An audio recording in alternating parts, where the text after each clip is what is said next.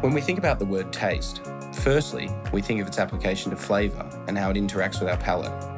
To me, taste is both a sense and a preference, a social exploration of beauty, quality and style. The concept of good taste involves both sense and preference seamlessly blending. And no man knows more about the art of blending than Ed Carr, Chief Winemaker at House of Arras. Ed, I'd really like to start with something really simple. How did you come to Tasmania? We were keen to make a premium sparkling wine, and we knew it had to come from a cold climate. We sort of knew Tasmania was where we wanted to be, but our first impression was, wow, this can be something really, really good. So this is the site for Tassie. You studied as a microbiologist at university. How has that influenced the wines that you make today?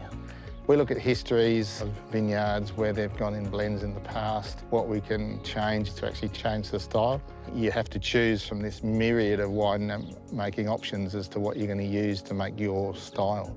But the blending part and the feel of it, sometimes you just can't explain it. It just feels right. Think there's something missing, what's going to do that?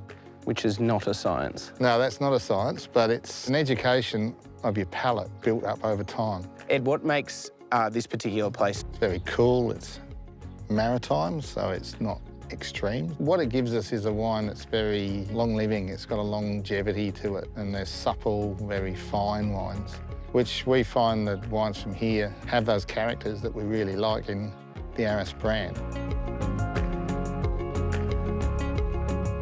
Continuing our journey, I was keen to discuss this feel for flavour with a master of culinary delights, Todd Adams, executive chef at Sapphire Freixenet's Palette Restaurant. Todd offered to join Ed and I at Freixenet Marine Farm, where he walked us through his process of blending unique flavours from Tasmania's finest seasonal ingredients.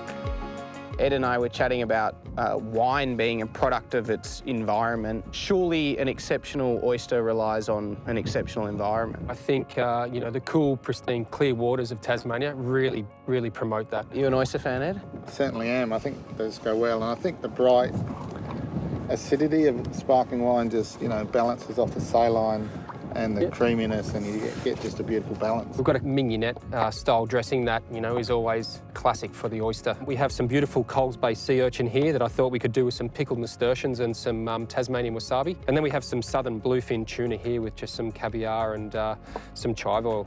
Todd, when you're designing these sauces, how do you know that they're going to go together, these flavours? I guess you never really do until you just try and you just tasting what's going on and tasting your food. And I guess it's all going to come down to association of how the flavours work with a particular ingredient. Which is exactly what we're talking about when you're blending.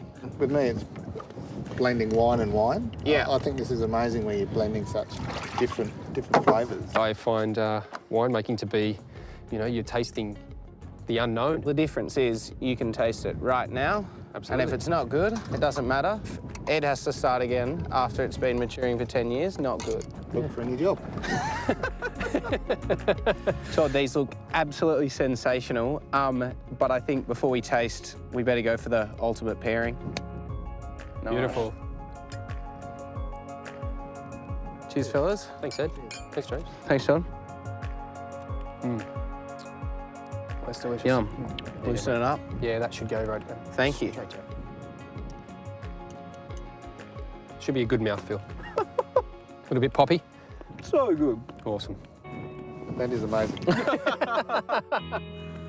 It was humbling to see a man who has had his wines compared to Champagne's greatest houses, inspired by another man's proficiency in an equally as impressive talent.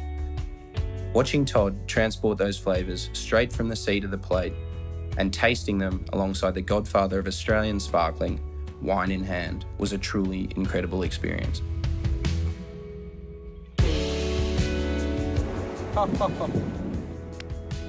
It'd be nice to have you on a private beach. Ed, thanks for today. It's been absolutely sensational. I've been fascinated to learn today that there is no magic ingredient. How important is that climate and that environment and Tasmania to your brand? It's all of those. It's really to express that in the glass. We look for that complexity and richness and depth and all the purity and elegance. Halliday references in the 2018 Wine Companion. He sort of talks about being on a similar playing field and having those same characteristics as a Bollinger or as a Krug. How does that make you feel?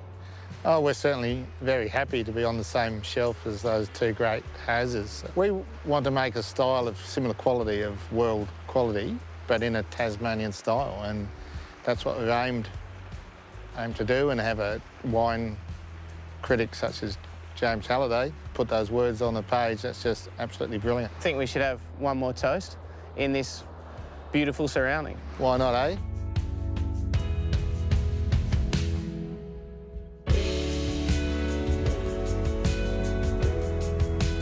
For a man with 99 trophies under his belt at House of Arras alone, Ed Carr is as modest as they come, crediting all his success to the carefully chosen environment.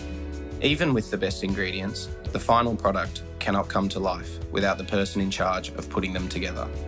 And that person is most certainly the secret ingredient.